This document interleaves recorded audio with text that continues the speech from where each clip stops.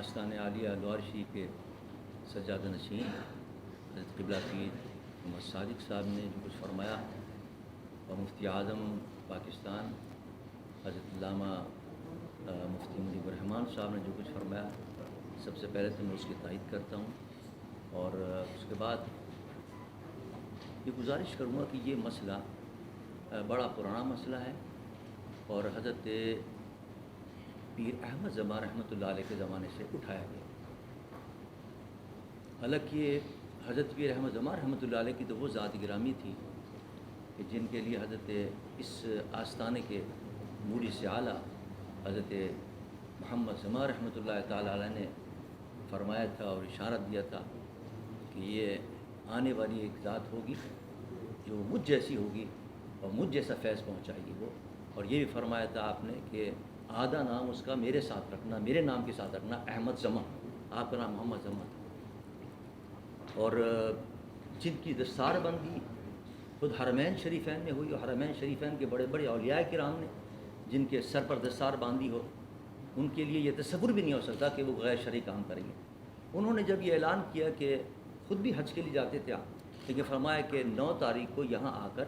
اللہ کی بارگاہ میں دعا کریں، کیونکہ یہ بڑا دن مبارک دن ہے، عرفے کا دن بڑا عظمت والا دن ہوتا ہے، حدیث میں آتا ہے اس دن دعائیں قبول ہوتی ہیں۔ انہوں نے فرمایا یہاں آؤ، اللہ کی ولیوں کے بارگاہ میں آ کر دعائیں کرو گے تو اللہ کی رحمت نازل ہوں گی۔ اس کو مخالفین نے رنگ دیا کہ یہ کوئی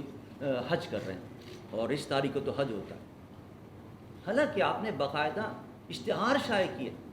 اور اشتہار میں لکھا کہ اس قسم کا میں ایمان رکھتا ہوں حج پر، میں وہاں جاتا ہوں حج کرنے کے لیے، حرمین شریف حاضری دیتا ہوں، میرا ایسا کوئی تصور نہیں ہے، نہ کوئی ایسا خیال ہے میرا۔ یہاں سب کو لوگوں کو اس لیے جمع کیا ہے تاکہ سب لوگ اللہ کے ولی کی بارگاہ میں آ کر دعائیں کریں اور ان کی دعائیں قبول ہوں اور اس دن سے فائدہ اٹھائیں۔ بڑی برکت والا دن ہے یہ، حج کا کوئی تصور نہیں۔ لیکن آپ جانتے ہیں کہ وہ اس وقت کانگریس کا اور مسلم لیگ کا سلسلہ چل رہا تھا، اور کانگریسی کئی مرتبہ حضرت کی خدمت میں آئے کہ آپ کانگریس کی حمایت کریں،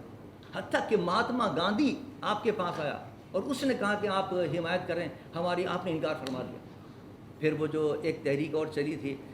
اس کی بھی آپ نے بڑی زبردست مخالفت کی تھی، اس تحریک کی بھی، تحریک ہجرت، جس میں تاج محمود امروٹی جو تھے وہ بھی آپ کے پاس آئے تھے، انہوں نے کہا تھا آپ ہماری حمایت کیجیے، آپ نے فرمایا کہ اللہ کی تائید حاصل نہیں ہو تم ناکام ہو گئے اس کے اندر۔ تو یہ وہ صورتحال ہے کہ جس کے اندر آپ نے کانگریس کی حمایت سے انکار کر دیا، اور اس وقت سر غلام حسین ہدایت اللہ صاحب کی کیا نام ہے حکومت تھی اور مسلم لیگ کے وہ وزیر تھے۔ ان کے پاس یہ مسئلہ گیا کہ صاحب یہ تو یہاں کیا نام ہے حج کر رہے ہیں یہاں، تو انہوں نے کہا میں اس کی تحقیق کرتا ہوں۔ باقاعدہ تحقیق کیا، تحقیق کرنے کے بعد انہوں نے اعلان کیا، گزٹ نوٹیفیکیشن میں ان کا نوٹیفیکیشن آ چکا ہے سندھ گزٹ کے اندر باقاعدہ کہ اس قسم کا کوئی نہیں ہوتا یہاں حج وغیرہ، یہ سب غلط الزام ہے اور دھوکہ ہے اور کیا نام ہے جھوٹ ہے، افتراء ہے یہ، اور یہ بدنام کرنے کی سازش ہے، کیونکہ یہ بہت بڑا اجتماع ہوتا ہے، یہاں لاکھوں کے لوگ تعداد میں یہاں جمع ہوتے ہیں، تو مخالفین شاید اس کو برداشت نہیں کر سکے اور کانگریسی اس کو برداشت نہیں کر سکے کہ کانگریس کے خلاف ایک اتنی بڑی قوت مجتمع ہو جائے اور وہ حمایت کرے مسلم لیگ کے اور سر غلام حسین ہدایت اللہ صاحب کی حمایت کرے۔ چنانچہ انہوں نے یہ مسئلہ کھڑا کیا، لیکن انہوں نے باقاعدہ اعلان کر دیا کہ کوئی یہاں قانون ہاتھ میں لینے کی کوشش نہیں کرے گا۔ میں نے اس کی تحقیق کر لی، باقاعدہ یہ آرڈر ان کا موجود ہے گزٹ نوٹیفیکیشن کے اندر۔ لیکن آپ جانتے ہیں کہ حکومتیں تبدیل ہوتی رہتی ہیں، جب کانگریس کی حکومت آ گئی اور علی وقت سومرو صاحب کی حکومت آ گئی تو انہوں نے جناب فائدہ اٹھایا، انہوں نے کہا یہ تو ہمارا دشمن ہے، اس نے تو کیا نام ہے ہمارے خلاف بڑے کام کیے اور مسلم لیگ کی بڑی حمایتیں کی ہیں، لہٰذا آج موقع ملا ہے بدلہ اتارنے کا۔ انہوں نے جناب اس پہ پابندی لگا دی اور کہا کہ یہاں کوئی جلسہ نہیں ہوگا اور یہاں کوئی حج نہیں ہوگا۔ ارے بھائی حج ہوتا نہیں تو آپ کیسے بند کر رہے ہیں؟ یہ ظلم تھا کہ حج کا نام لے کر یہاں کیا نام ہے ایک اجتماع پر پابندی لگائی گئی اس کے اندر،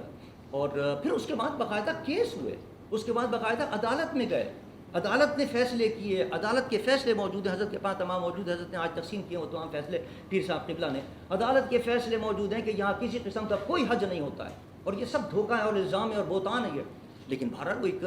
اس زمانے کا ایک سیاسی ایک رقابت تھی جس کی وجہ سے انہوں نے یہ انتقام لیا، وہ انتقام چلا رہا ہے اب سوال یہ تھا کم سے کم یہ جو حکومت ہے اس نے ایک بہت بڑا کارنامہ انجام دیا ہے، جیسا کہ پیر صاحب فرما رہے تھے کہ یہ کئی سالوں سے بند تھی، کیا نام ہے، درگاہ شریف، درگاہ کھولنے کا آصف زرداری صاحب نے اور کیا نام ہے وزیر اعلیٰ صاحب نے اور ادی نے بھی اس میں حصہ لیا ہے، اور تمام نے مل کر اس کو کیا نام ہے آرڈر نکلوایا۔ الحمدللہ یہ یوں سمجھیے کہ ہم خراج تحسین پیش کرتے ہیں اس حکومت کے، اس نے بہت بڑا کارنامہ انجام دیا۔ برسوں سے یہاں کے لوگ تڑپ رہے تھے حاضری کے لیے کہ کسی طرح اس آستانے پہ حاضری ہو، لیکن حاضری سے محروم تھے کہ الحمدللہ درگاہ شریف کھل گئی ہے۔ اب ہمارا مطالبہ یہ ہے کہ اب یہ پھر دوبارہ وہی سیاست چل رہی ہے، پھر دوبارہ سیاسی انداز اور سیاست کو ملوث کر کے اور پھر یہاں کیا نام ہے اس مسئلے کو اٹھایا جائے۔ حالانکہ جب یہ چیز کورٹ نے طے کر لی ہے، تمام چیزیں مصدقہ ہیں کہ اور خود جو یہاں کے سجادگان پہلے تھے اب ہیں موجودہ، وہ کہہ رہے ہیں، حضرت کا بیان موجود ہے، حضرت پیر صادق صاحب کا، ہم حج پر ایمان رکھنے والے ہیں، حج کرنے والے ہیں، حج کے لیے وہاں جانے والے ہیں، حج یہاں نہیں ہوتا ہے، تو کیوں ہم پر الزام لگا کے اس کو بند کیا جا رہا ہے، اس جلسے کو بند کیا جا رہا ہے؟ صرف ڈر ہے، ان کو خوف ہے کہ اگر اتنی بڑی طاقت جمع ہو گئی تو کہیں ایسا نہ ہو کہ یہاں انقلاب کوئی برپا ہو جائے۔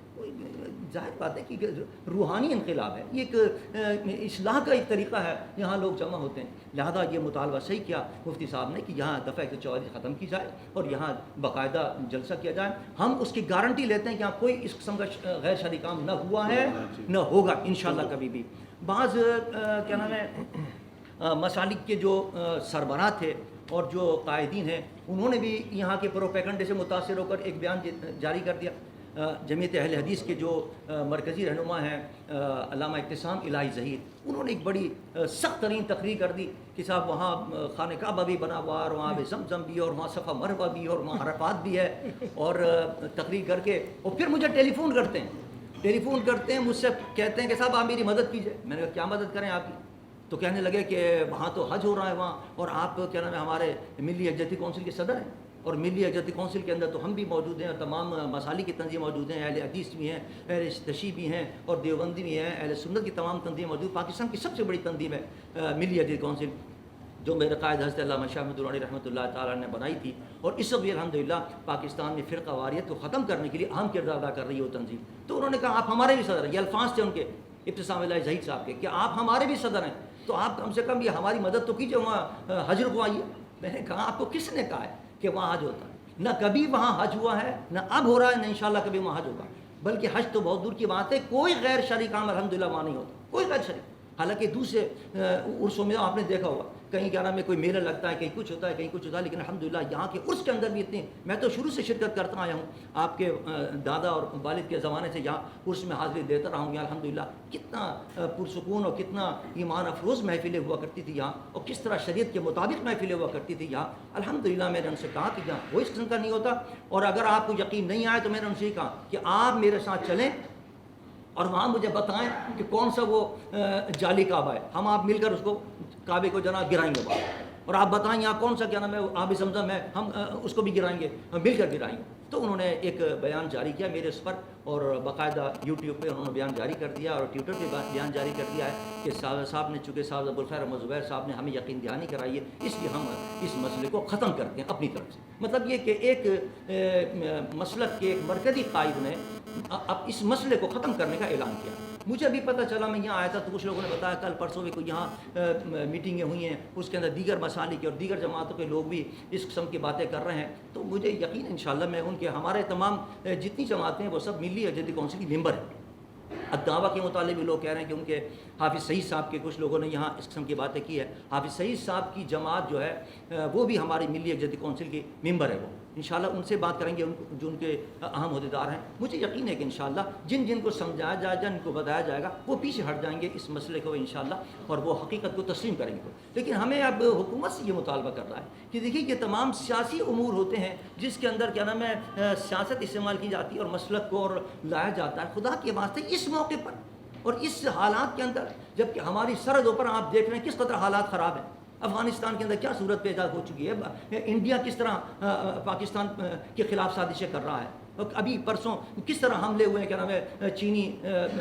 انجینئرز پر۔ تو یہ تمام صورتحال آپ سمجھتے ہیں کہ اس وقت ملک کے اندر انتشار پیدا کرنے کی سازش کی جا رہی ہے۔ ہم مطالبہ کریں گے حکومت سے کہ جو اس قسم کی باتیں کر کے ملک میں انتشار پیدا کر رہے ہیں ان کو گرفت کریں آپ، وہ ملک کے خیر خواہ نہیں ہے۔ جن جن سے میری بات ہو رہی ہے وہ اپنے واپس لے لیں، جن کو غلط فہمی ہو گئی تھی اور غلط فہمی کی بنیاد پر انہوں نے کوئی بیان دیا تھا وہ اپنے بیان واپس دے رہے ہیں۔ ابتسام الہی صاحب نے اپنے بیان واپس لے لیا، دیگر نے اگر کوئی بیان دیا انشاءاللہ میں ان کے مرکزی قائدین سے بات کروں گا، بلکہ ہمارا اجلاس ہونے والا ہے ملی یکجہتی کونسل کا انشاءاللہ اگست کے شروع کے اندر، میں اس میں بھی یہ مسئلہ انشاءاللہ اٹھاؤں گا اس مسئلے کے اوپر، اور مجھے امید ہے کہ انشاءاللہ کوئی اس میں نہیں آئے گا۔ لیکن اگر کوئی سیاسی بنیاد پر کوئی پیسے کسی کو باہر سے ملے ہیں، جیسے آپ حکومت اکثر اعلان کرتی رہتی ہے کہ ملک میں انتشار پیدا کرنے کے لیے بعض لوگوں کو پیسہ ملتا ہے اور وہ فرقہ واریت کی آگ بھڑکاتے ہیں، کہیں لسانیت کی آگ بھڑکاتے ہیں، کہیں کسی کی، تو اگر اس قسم کی کوئی سازش یہاں ہو رہی ہے تو حکومت سے ہمارا مطالبہ ہے کہ ان کو گرفتار کریں، ان کو پکڑیں، ان کو دیکھیں کہ کون لوگ ہیں جو اس وقت ملک اس وقت خطرناک صورتحال سے گزر رہا ہے، اس وقت تو امن و امان کی ضرورت ہے، اس وقت تو اتحاد کی ضرورت ہے کہ مل کر کیا نام ہے دشمن کا مقابلہ کیا ہے، نہ کہ آپ انتشار پھیلا کر ملک کو کمزور کرنا چاہتے ہیں۔ لہٰذا مجھے یقین ہے کہ انشاءاللہ حکومت اس پر توجہ دے گی، اس قسم کے جو لوگ حرکتیں کر رہے ہیں ان کی زبان بندی کی جائے گی، بلکہ ان کو گرفتار کیا جائے گا، اور یقیناً الحمدللہ ہم سب یہاں اس وقت پاکستان کے مقتدر علماء، مقتدر مشائخ کی تمام گدیاں موجود ہیں، یہ لواری شریف کے آستانے کی سے وابستہ ہیں تمام، اور تمام اس کی حمایت کرتے ہیں اور یہ اعلان کرتے ہیں کہ یہاں اس قسم کے کوئی غیر شرعی کام نہیں ہوتا ہے الحمدللہ، اور اگر کسی نے اس قسم کی بات کرنے کی کوشش کی تو انشاءاللہ اس کا بھرپور دفاع کیا جائے گا انشاءاللہ۔